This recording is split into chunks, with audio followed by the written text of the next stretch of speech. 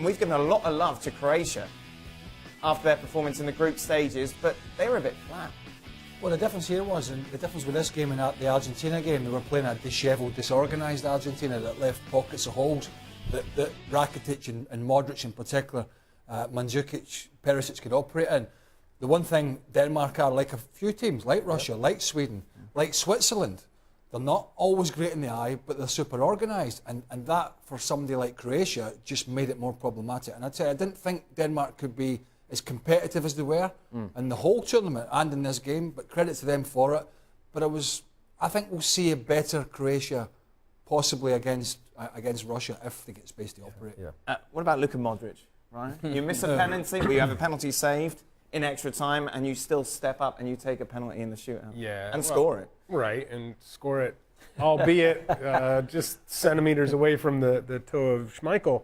But yeah, that's confidence. Yeah, and I think for me the difference in this game is both teams are really good on second balls. There's a lot of balls, whether they're throw-ins from Denmark into the penalty area, and the surprising thing for me in Croatia was there was times when Modric or Rakitic had actual space in front of them, and they still elected to play the diagonal ball over the top or go long instead of driving into that space.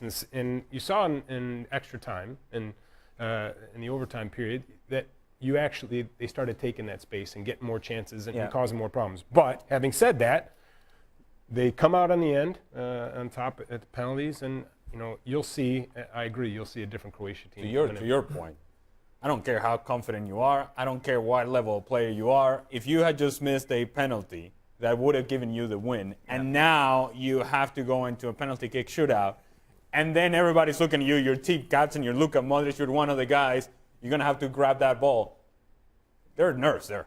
Of course there's nerves. I don't care how confident you are. You're thinking, I'm going to score this. But there's a part of your mind that is also saying, well, what if I miss this one? Of course. What happens now? And so he stepped up, and it was a nervous penalty. He goes down the middle and barely makes it through. But in the end, Croatia, I think the better team advances. Although there were times in this game where Denmark, it's just that they took Croatia to a point in which Denmark were creating opportunities.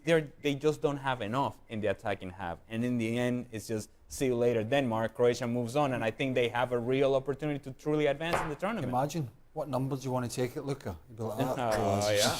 11. Let me think. Maybe 4. But it was a crazy game because obviously you saw the first 2 goals coming in the opening 4 minutes. Yeah. You thought, wow, anything can happen in here. Yeah, Then nothing happened. Yeah, it looked really Where the lively, penalty didn't it? shootout? Then both teams just settled back as the stats show. Croatia had slightly more of the ball, but Denmark, as we all thought, were very organised. We're going to try and hit them on the counter-attack. We're very strong physically, worked hard. So it was a close enough game. I think I'm with Ali. I think Croatia probably just deserved to go through. But we expected the quality to be much better than we saw.